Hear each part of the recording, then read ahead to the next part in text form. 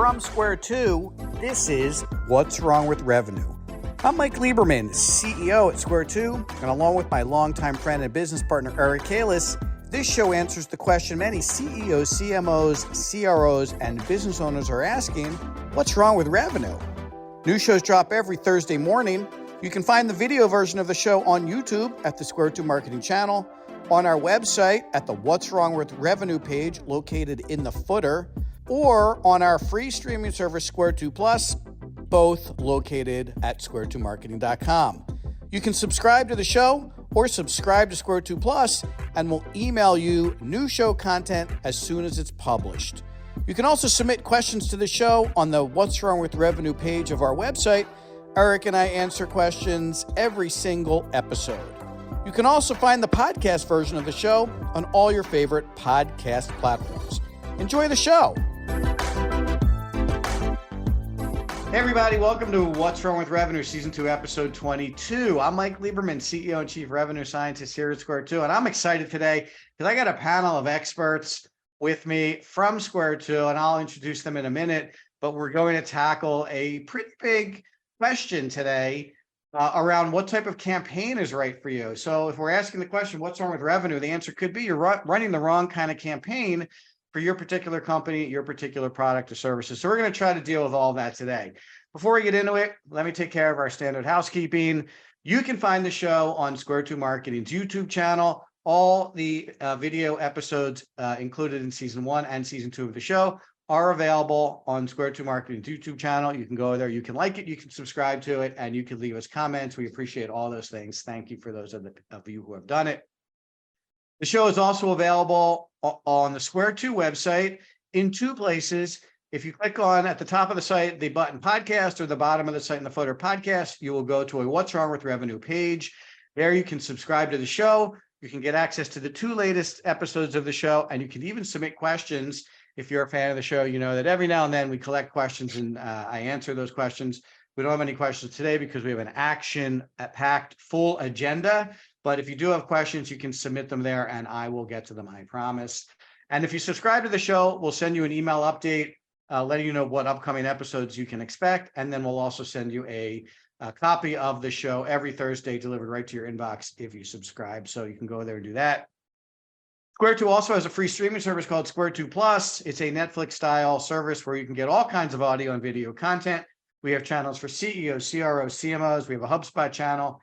And we're about to be featuring our new Pickleball Business Bangers episode with some pickleball and business connected content for you guys that are in the pickleball. You can check it out on Square 2 Plus. It is at square2marketing.com/Square2PLUS. And last but not least, for all of you podcast and audio content fans, the show is available on all your favorite podcast platforms, iTunes, Stitcher, Apple, wherever your favorite podcast platforms are found. You'll be able to find What's Wrong with Revenue. You can subscribe and download it as well. So let me introduce my guest. I have Frank Tolkaz. He's a senior strategist here at Square 2 Marketing. He's been with the company for 14 years. When it comes to taking care of clients and giving them good guidance and recommendations around marketing, Frank's the guy. Frank, say hi. Hello. Thanks, Mike. Glad to be here. Nice to have you. Beth Shope is a senior strategist at Square 2. Also, Beth specializes in a fractional CMO service the company provides. So she works with one of our largest software clients and has an interesting perspective on campaigns. And we'll dig into some of this with her. Beth, say hi. Hi, everybody. Nice to see you. Thanks for being on the show, Beth. And last but not least, to round out our panel of experts, got Alex Navarro. Alex is a growth specialist at Square 2, but he's also our campaign expert. So when it comes to designing the strategy around the campaigns and building out the tactics that go into our campaigns, Alex is the guy. Alex, say hi. Hey, everybody. Welcome to the show, guys. It's really great to have a panel. I'm looking forward to talking to you guys. So, the topic of the show is about how to pick the right type of campaigns. And I think it makes sense maybe to dig into what the different kinds of campaigns there are. Before I do that, I want to give a little bit of a backstory for the show. So unfortunately, the world has conspired to make getting in touch with our prospects a lot harder than it's ever been. You can't really call them anymore because people aren't in their offices. You really can't email them anymore because they have spam filters on, and the iPhone is doing a wonderful job to let people hide their email addresses.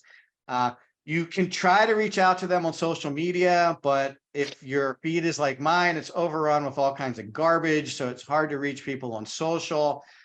You can try to get to them with content, but they're getting peppered with messages from similar companies on similar topics. And the question really comes down to, what do you do? So what I want to do during the show today is try to help you figure this out. And we're going to break down the 4 different types of campaigns. And look, there may be more, but we're generalizing a little bit for the sake of the show. There's inbound campaigns, outbound campaigns, demand generation campaigns, and there's even a campaign type called account-based marketing. And there are pluses and minuses to all 4. We run mostly all 4 of these for our clients where it's appropriate. And we'll talk about that a little bit with you guys during the show. But I really want to focus on when to use inbound, what should you expect from it, how does it work, why does it work well, and in what situations. And then the same for outbound demand gen campaigns and account-based marketing campaigns, so that everyone really has a better understanding of when to apply these campaigns, what to expect, and how to think about executing them. And interestingly enough, it's possible that you might need all 4. So there are situations with our clients where it's not like one or the other, but in various situations and deployed correctly, there could certainly be some scenarios where your company needs all 4 of these campaigns. And I'm hoping when we're done today, you'll have a really good idea about how to orchestrate those different kinds of campaigns and how to execute them appropriately. So like I said in the show, I want to cover the differences between these 4 types of campaigns. I want everyone to understand what it means when we say an inbound campaign, and the other 3 as well. When to use them, what to expect from them in terms of results, what investment might be needed to see some results. Obviously, there may be certain types of companies that are better for certain types of campaigns, so we'll talk to that a little bit. I want to get into the data and privacy considerations for these different types of campaigns because that's huge these days, and it's getting bigger. It's harder and harder for marketers to get out in front of our prospects because of data and privacy considerations, so I want to share that with everybody today. And then I want to look at the kinds of metrics that we like to track for each of these types of campaigns and how to align marketing with sales. That is a little different for these campaigns as well. So with that, let me let you guys do a kind of, if we were doing, a late night show, I might say like, this is your monologue a little bit, but give me like give me 30 seconds, each of you, on kind of your perspective on this concept of how do you think about these different campaigns, and how should our listeners be thinking about which one's right for them, and maybe some of your experiences working with clients around these different campaigns. But give me like a 30,000 foot, short intro on how people should think about this. Alex, why don't you start? Yeah, sure. I think that having a balanced diet of all 4 is a strong way to go. With inbound and outbound, it's that push and pull method. And I think when you're looking at where you are as a business and who you're trying to reach, whether that be a new business or a well-established business, you still have a mixture of these 4 campaign models. It's just a matter of where you put your emphasis in that time of your business. Yeah, that makes a lot of sense. So if we're going to look at that, then kind of understanding the pluses and minuses of each of these are going to help us with that balance. Mm-hmm. Good. Beth, what do you think? Yeah, no, I definitely agree with Alex. And to kind of put maybe a little bit of a finer point on some of that is, so I have one client that I work with who is extremely well known in their industry. They really aren't looking for direct, lead gen. They have so much, their manufacturing is full at the moment. So they're still doing a little lead gen because at some point that, that pipeline is gonna go down a little bit.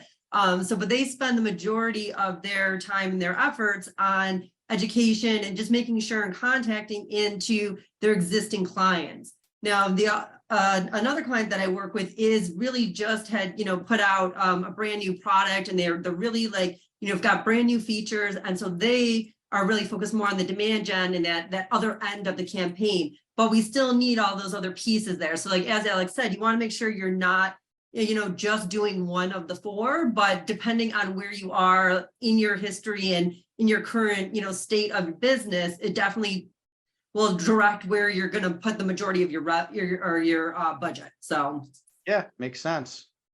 Good. Frank, how about you? What's your opinion on all this?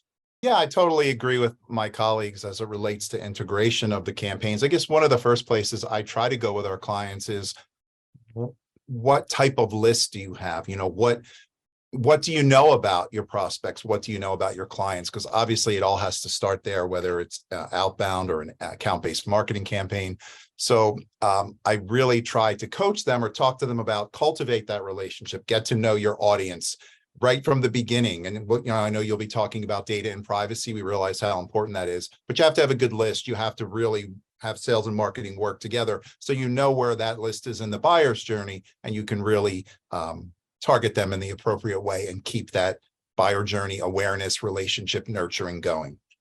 Yeah, that's a really good point. We are going to get into that. If you have a robust list, that might influence which of these campaigns you pursue. If you Right. don't have any information or any list or any database contacts, that's going to be another input into which of these types of campaigns make sense for you. So that's really good, Frank. Thanks for bringing that up. So let's get into it. Let's talk about the differences between these four types of campaigns. So I'm going to, let's start with inbound, and I'll throw it out there. Which of you guys would like to kind of talk about like how you would describe in a sentence or two what an inbound campaign is? Frank, you want to go? Sure. So in a couple of sentences, inbound is really putting content out there that is searchable and somewhat easily found by your target audience. We know content is king, and everything that we do is focused on optimization, keyword search, people finding you, being out there where they don't really feel a lot of pressure, right? We're not pushing anything outbound. They're searching for something, and your business, your offering comes up. That's outbound at its simplest, in its simplest description. Inbound. Yeah, you're right. You're, the people at HubSpot, they obviously Inbound. coined the phrase inbound marketing, and Brian Halligan is kind of attributed to this phrase that inbound is the size of your brain is more important than the size of your wallet. And he says that because the objective around inbound is to be there when someone's looking for you, right? Mhm. So as opposed to trying to get in front of someone that might not be interested in your products or services like traditional advertising traditionally does, inbound proposes you earn somebody's attention so that when they're looking for you, they find you and they get what they're looking for, and then you can have an ongoing conversation with them, right? Inbound, sometimes people consider inbound a more reactive campaign because you're planting a bunch of seeds and waiting for them to grow, not really knowing when they're going to grow or who's going to be looking for them, or when they're going to produce leads. But if I'm available when people are searching, they'll find me. If I've created enough educational content that's out there, people will find it, find my material, and find me. That's really the roots of inbound. Yeah, I think Alex, you're what really. about Oh, what sorry. about demand gen? Talk to us a little bit about how a demand gen campaign might be different than an inbound campaign. Yeah, so with demand gen, you're really creating that demand for an interest with your business, and it's in a more forceful way than say an inbound campaign, where you're using your earned media and you're creating this thought leadership materials. With demand gen, you're reaching a very large audience. You're with a very specific message, and perhaps using particular keywords to rank well with your search engine results, and using paid media to get in front of your audience there. Yeah, I think the major difference is you're paying for attention, right? Mhm. Instead of earning attention with your content like inbound, you're paying for attention. So you are executing a similar targeting exercise, and that you're trying to put your message and your content in front of people who look like your best customers, but you're paying for that position. You're paying to get in front of people, and you don't really know whether they have an interest in or need in what you're doing or not. You're kind of banking on the fact that, well, they look like all these people over here who I'm helping. There's probably going to be some need there. I'm going to put my message, my story, my content in front of them, and hopefully there'll be some interest there. So for me, I always compare it to, you know, being out there and people are looking for me and getting their attention, or forcing my way in front of the people who could potentially be needing my stuff and getting their attention that way. Make sense, folks? Mhm. Yep. Good. Yeah. Beth, maybe you could talk a little bit about account-based marketing, because it's kind of like a little bit of a couple of these kind of smushed together. Like if inbound and outbound got together and had a baby, it might be account-based marketing, right? So like talk to us a little bit about what that is.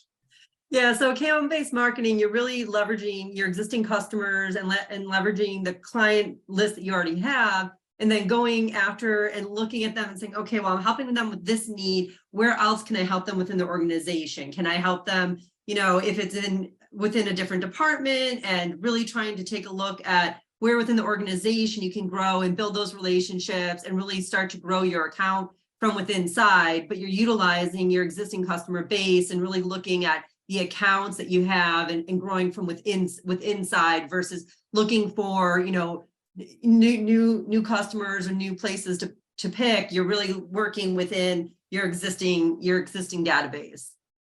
Yeah, this is kind of like, to Frank's point, like if you know your prospects, then account-based marketing is a really good campaign type for you, right? If you know the companies you want to do business with, if you know the people at those companies you want to do business with, if you have their names, their addresses, their email addresses, their phone numbers, then account-based marketing campaigns are really going to be a good fit for you.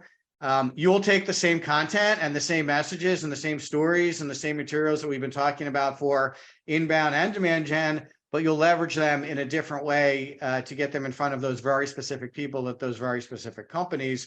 One of the questions we ask our prospects is, well, do you know who you want to sell to? And if the answer is, well, no, not really, we have more of like a persona, well, then inbound and demand gen is going to probably be better. But if they're like, oh no, we know exactly who we want to talk to, we know their names, we know their phone numbers, we know their email addresses, then typically we start with an account-based marketing approach for those kinds of customers. So yep. And I find organizations where you have really tight sales and marketing alignment is where account-based, campaigns really work and really help. They can really take off and really help, because you really need that alignment between sales and marketing to make that really live and go and grow. Absolutely. So yeah, it's a really good point. In fact, I don't think you could really do an account-based marketing campaign if you didn't have tight alignment between sales and marketing. So again, when we're talking to prospects and we're talking to them and they, if they don't have that alignment, but they do have the names, I might pause a little bit on the account-based approach as well, because if marketing and sales is not working together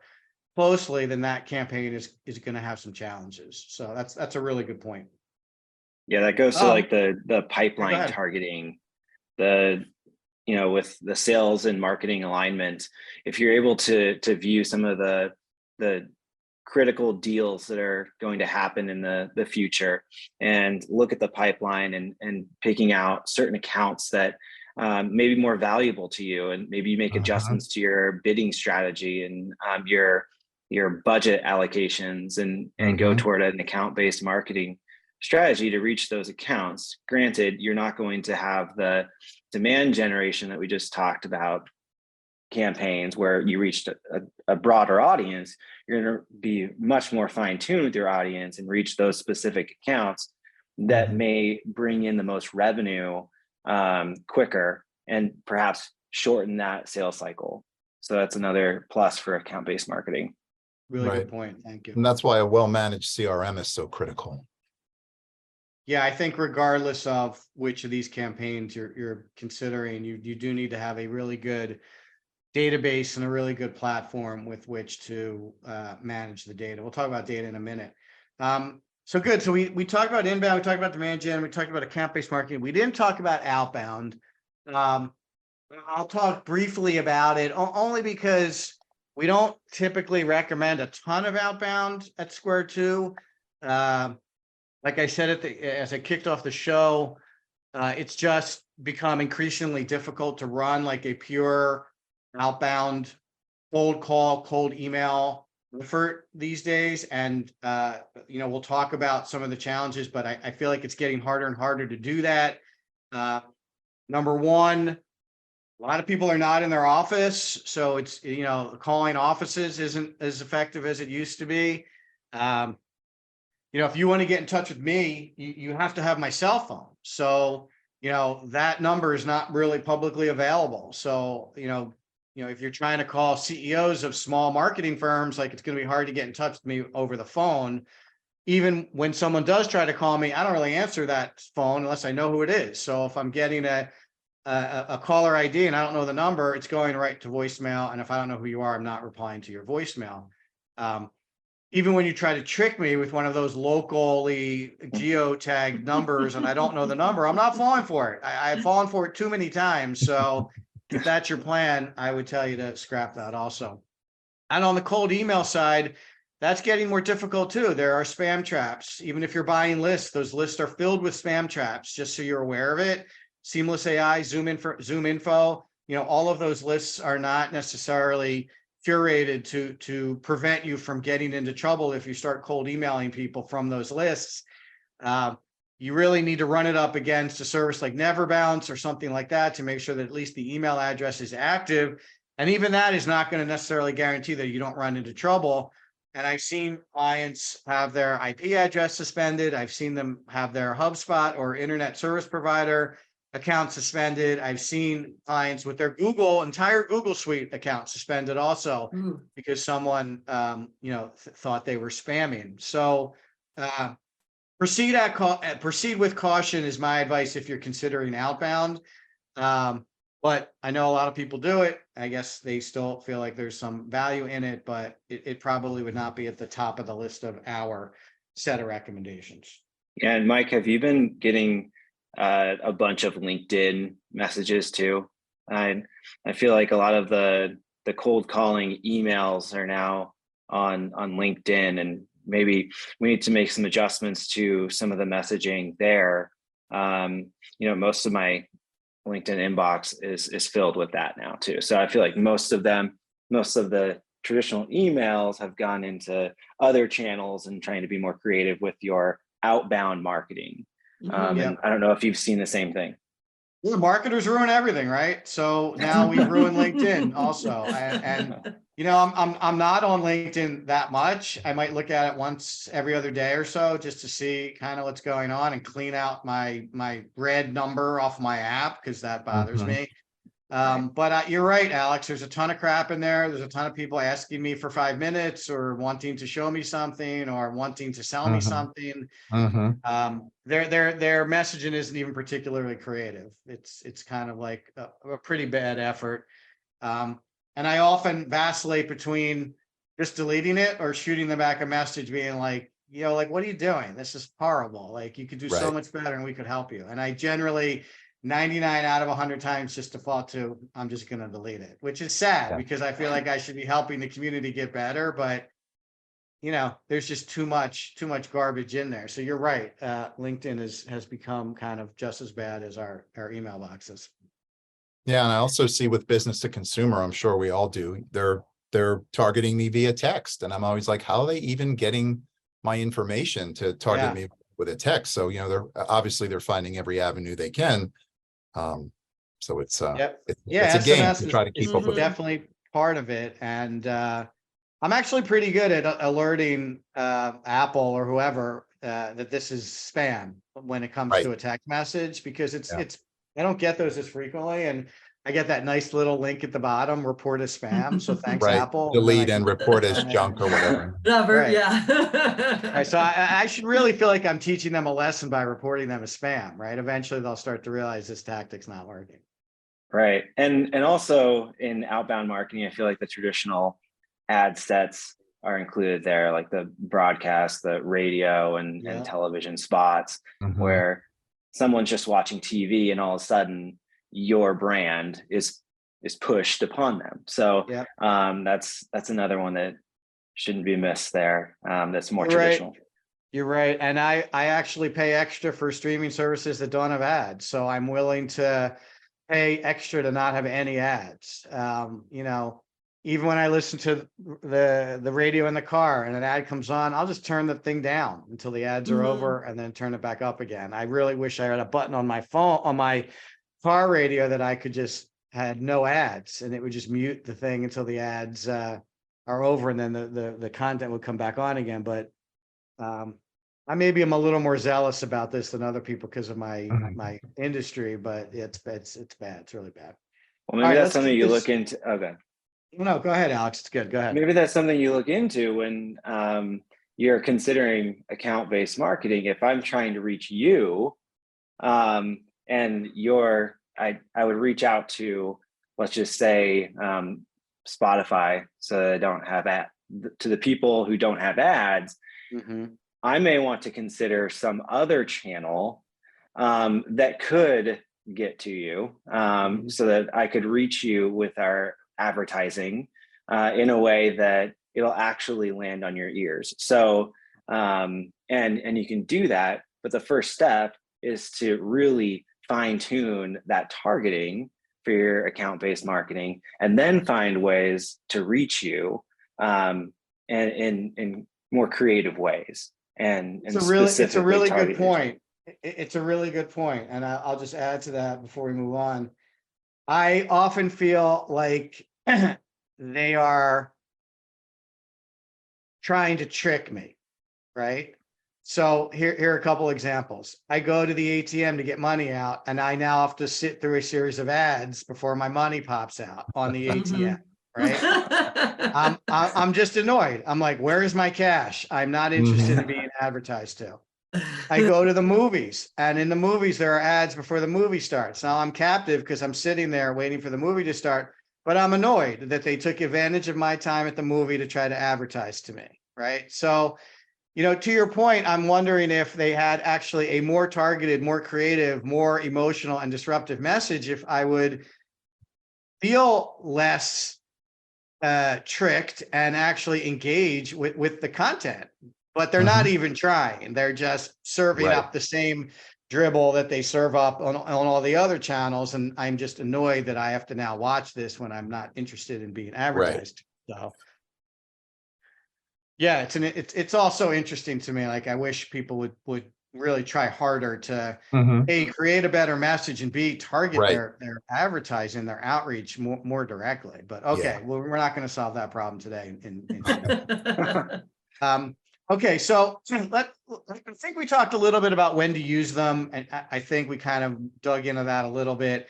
But I would like to talk a little bit about expected results from each of these kind of campaigns, and maybe investment levels are kind of relevant. I feel like when it comes to investment, it's generally like, you're going to get out of it what you put into it. So I don't know if we're actually able to say, like, well, these kinds of campaigns generally run these ranges, because I don't think that's really how it works.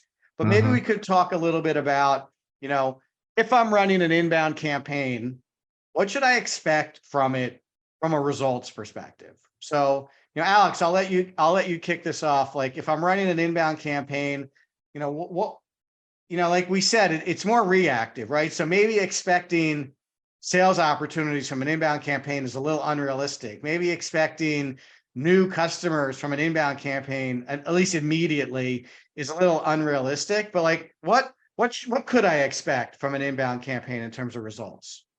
Yeah, so I think that goes, the first question is, how big is your audience?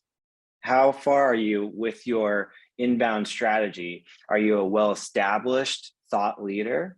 And do you have a big audience to where if you pushed out something, a new piece of content, or an ebook or a new video, how many people would see that right off the bat? And then how shareable is that content?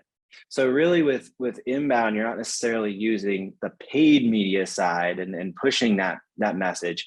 You're really relying on your content and your earned media, and your owned media. And so depending on how big that is, I think that's how far your reach can span. However, I think with inbound marketing, it has the capability to be an evergreen piece of content, to where it doesn't just stop after you pull the plug in your ad dollars.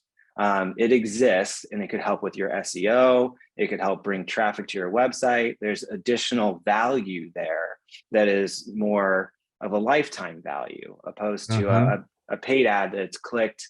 And then once you turn off that ad, unless you have established a following because of that ad, then you can use your inbound marketing later to reach a bigger audience. And I think growing that audience is important, not just for growing followers, but down the road, whenever you have a new piece of content, it will boost that new piece.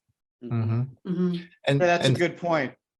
Yeah, and ahead, so Frank. much of that has to do with, you're speaking to results, has to do with doing your homework and your due diligence about what is your content, having a good content strategy, going all the way back to your personas, what are their pains, so that as you're developing these pieces of content in an inbound campaign, you obviously have a better chance of engaging those audiences because you're really writing to what they need, what they want. So obviously that is a big factor to help your campaigns. It starts all the way back there.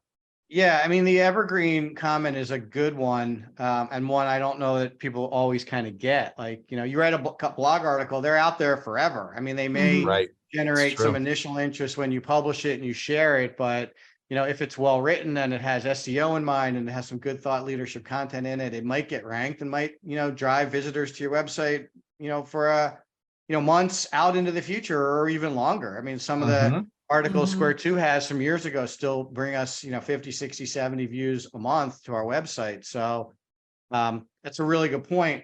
And just to answer the question around results around inbound, I think they're generally early buyer journey data points, like visitors to your website. It could be an inbound metric that you're tracking because you are publishing content. You are working on getting ranked organically. You are pushing content to SEO and looking for organic SEO.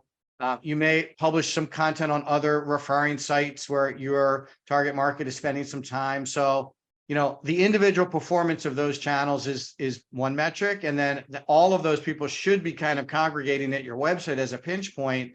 So there's a whole bunch of metrics associated with your website, like visitors, like conversion rate, like visitors to certain landing pages, how content is performing on your website, how CTAs are performing on your website. And I even think generally if there's an ability to generate an MQL from your website. So if there's other content that people can download and they become a new contact in your database, I think that could be potentially an inbound metric also. I don't know if you're going to be looking for sales opportunities from an inbound campaign. I think you could get lucky and some of those, MQLs could be sales opportunities, but I think generally it's earlier buyer stage metrics that are associated with inbound campaigns. Does that make sense? Yeah, to you and guys? I think to Alex's point too around time frame is I've seen people put out content that they're starting inbound and it could take a year to 2 years before they really start seeing that traffic, really seeing that really have legs and start bringing things in. And I've seen where, in a very niche market, somebody put out a piece of content that everybody was like, oh my gosh, have you seen this? And they started sharing it around. And it was sort of like one of those like little blips of like, almost going viral with a piece of content they put out because it was a very specific, graph that like showed things that, and this one particular set of engineers were all like started passing around. So, a lot of it depends on, like you said, audience size, but from the time perspective, it really, I always say that, inbound is a long game. You always want that running, you want it there, but it's the long game. It's not, if you're looking for, new sales and to, increase revenue in the next 3 months, inbound's not the campaign you're going to go with. That's not the strategy you're going to take right in that moment. So, right. Yeah. Good point, Beth. Thank you. So if we're going to shift gears and talk about demand gen, like what are some of the metrics associated with demand gen? Because again, in a lot of cases with demand gen, we're not even gating the content. We're kind of just like putting it out there. So we might not be able to track the conversion on our website or a new MQL. So what are some of I'll just open it up to whoever wants to answer this.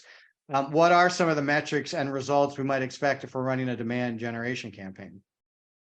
Well, generally, if you're running a demand gen, you're hopefully having a landing page or some piece, something on your website that you're driving them towards.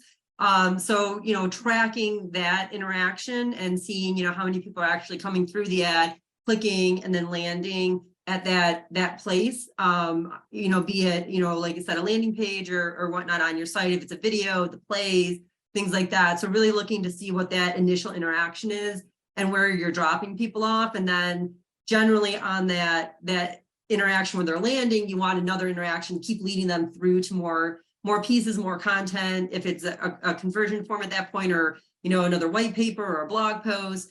So looking at that CTA and seeing how those conversion points are working.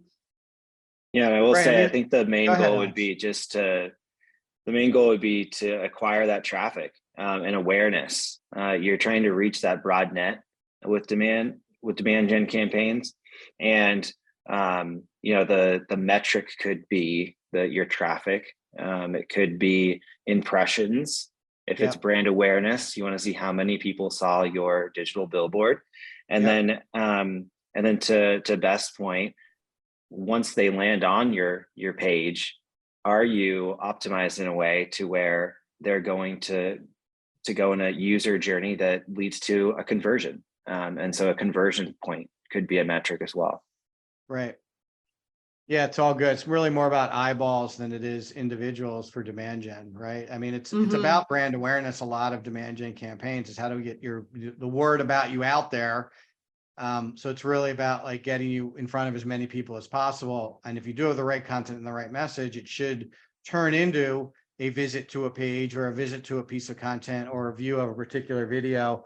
And then that content has to be good enough to get them on the site, clicking around, and eventually get them to come out of the forest and identify themselves. Attribution is something that marketers talk a lot about. I could probably do a whole show on attribution, but the short story is I've never been a huge fan of it because of all the things we've been describing, right? If I run an ad and someone clicks on it and they land on my website and they look around and they go to a couple pages and they download something and they give me their email address and then I nurture them for a week and then they finally turn into a sales opportunity, they basically have done 6 things with my business. How do I assign the revenue for that particular piece of business to those? Which of those 6 things gets it? I mean, some people like first touch, some people like last touch, but honestly, I've always felt like good marketing is all of those things working together. And it's not really it's never been super important to me knowing which one is doing that most of the heavy lifting. I'm more interested in the net result, which was we got a new lead from all of those activities, and that lead turned into a certain amount of money. So I don't really want to spiral out into an attribution conversation. Like I said, that's probably a whole show in and of itself. I think account-based marketing has a different set of metrics and measurables if we're running a campaign like that. Frank, are you comfortable talking about some of those results and measurables in an account-based marketing campaign?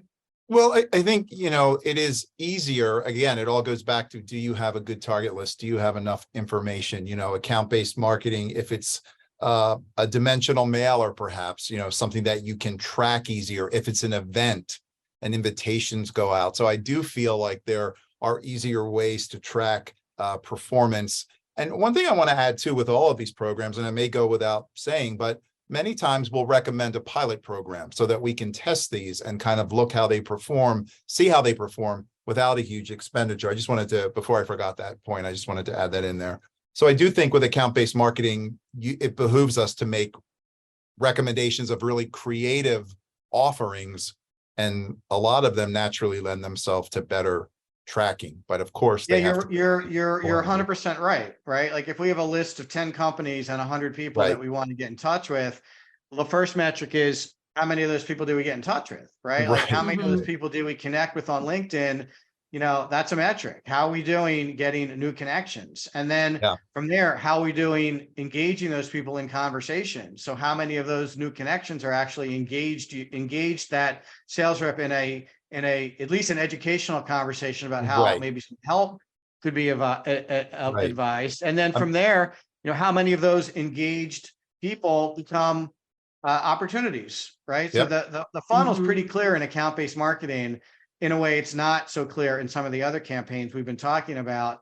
And to our earlier point, sales is actually providing a lot of that direct data back to marketing. in terms of how the connect outreach is working and how the engaged outreach is working, and how many of these people are actually good opportunities for sales qualified leads or sales opportunities. And again, depending on your sales cycle, it might take you a couple months to actually work these contacts through the process and for them to become measurable opportunities. But there are some good metrics associated with account-based marketing.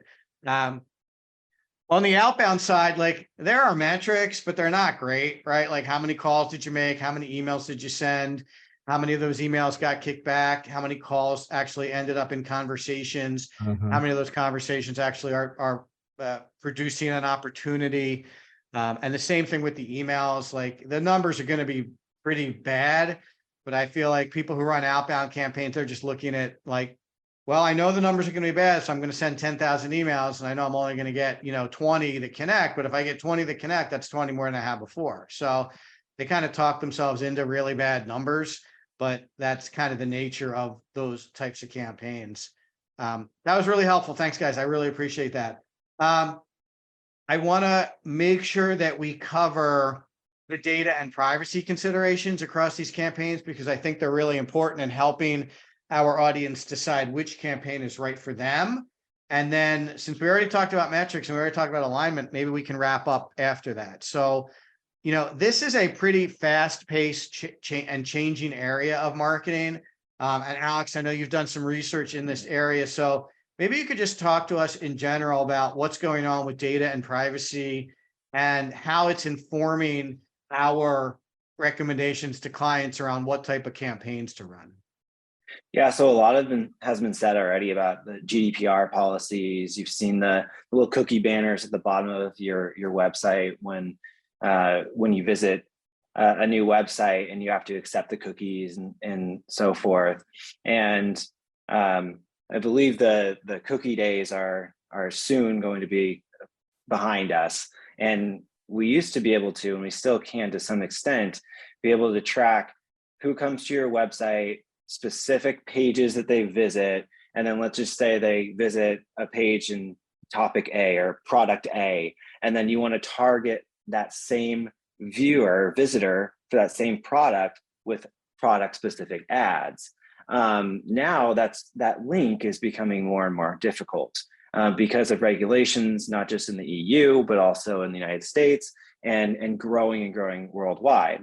I know that there's a CCPA regulation and several other states are requiring new regulations and standards to comply with from a business perspective. So growing your audience and your lists, your first party data is going to be more and more important, because then you can build on that. And there's actually ways that you can share your first party data in a privacy protected way with Google or with Facebook, Meta, and then you can target them in that direction, in that way, where you used to use cookies, and now it's a privacy, it's protected, it's hashed, and you can also use that list for lookalike campaigns going forward. And I think that is the big change that's happening now, and that's why it's so important to build those lists and have your lists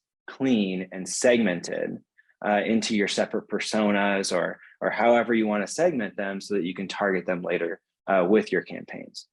Yeah, I want to make sure everyone heard what you said. So like this concept of using cookies to advertise to people because of who they are or where they've been is going to be coming to an end.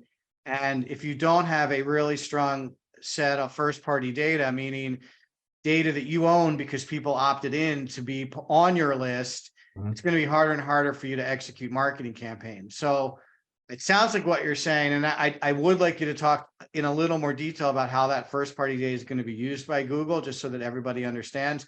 But it sounds like what you're saying, now is the time to really lean into collecting data from people who are opting in to hear from you, right?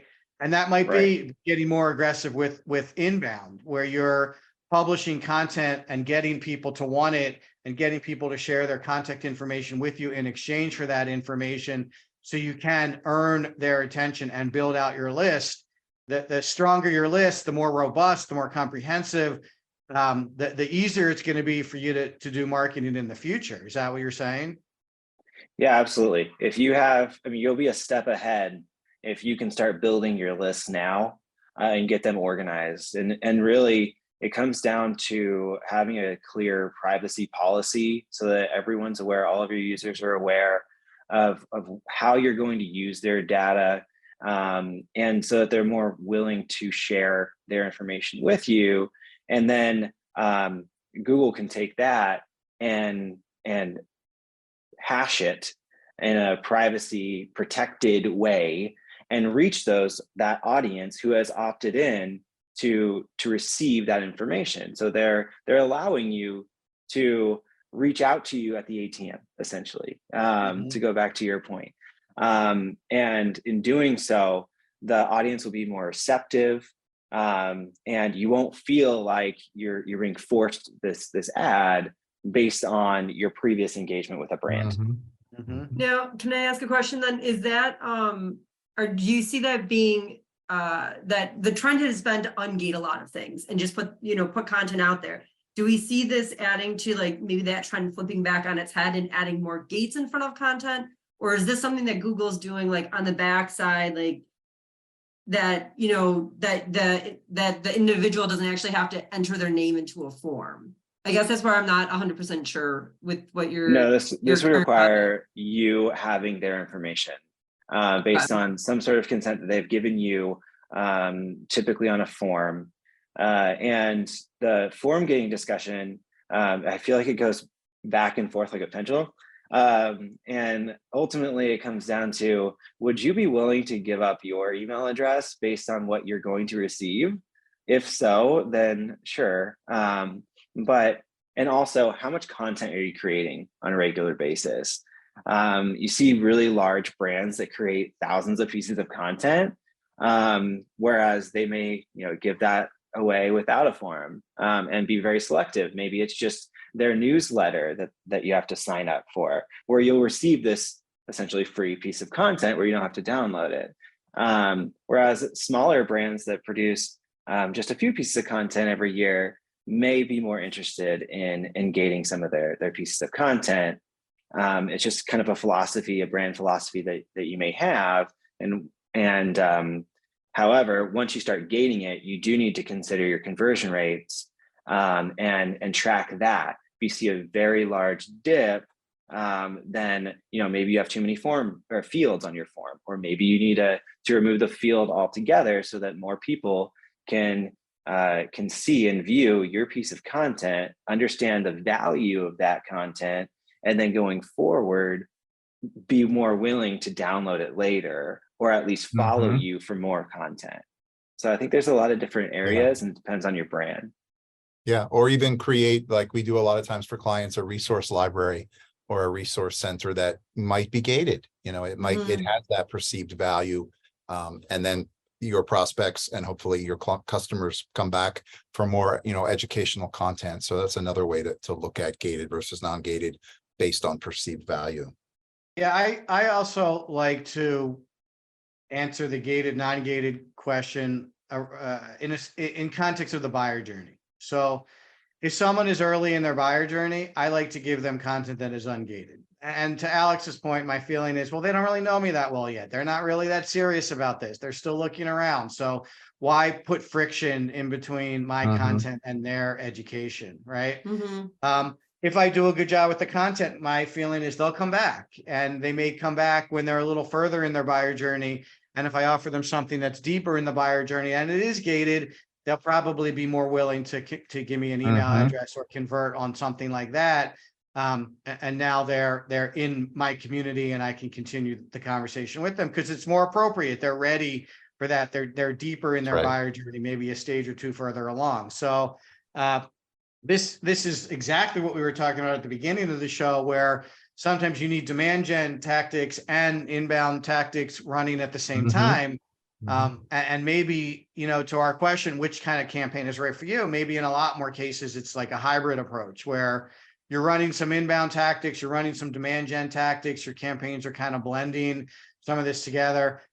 Beth, to your point, if they do know who they want to go after, they could be having a whole separate track for account-based marketing while the demand gen and the inbound are running, simultaneously. And to some extent, that's probably the best advice we could give somebody, right? Like the more they do, the more results they're going to get.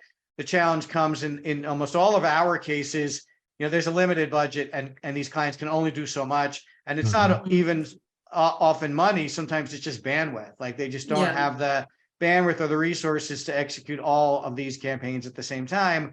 So we have to help them do some prioritization or maybe some sequencing or maybe some compounding over time to try to figure out how to do this. But I think that all works really well. And Alex, that was really a good explanation of pretty significant change that's going to be coming to the market at some point. You kind of mentioned quickly that the California Consumer Protection Act, like they have the most stringent US-based policy around privacy and regulation, what you can and cannot do.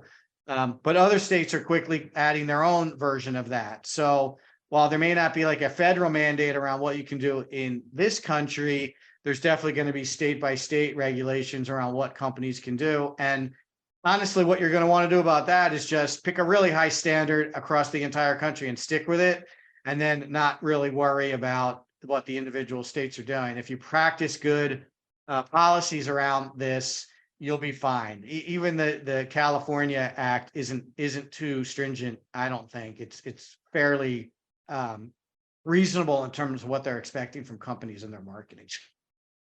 Should not be a problem if you're not sending out 100 million cold emails all at once.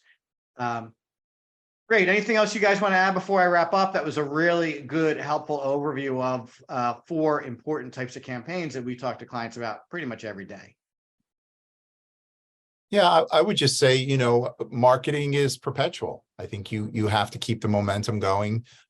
These campaigns give you diversity and options, and like Mike said, it's not always easy. That's why marketing automation can come into play and really help with nurtures and things like that. But I think you just have to keep your eye on the long game or the longer term, and just steady and, sure and steady wins the race. That's what It's a marathon, not a sprint, right, Frank? Yeah, for sure. Yeah, That's right.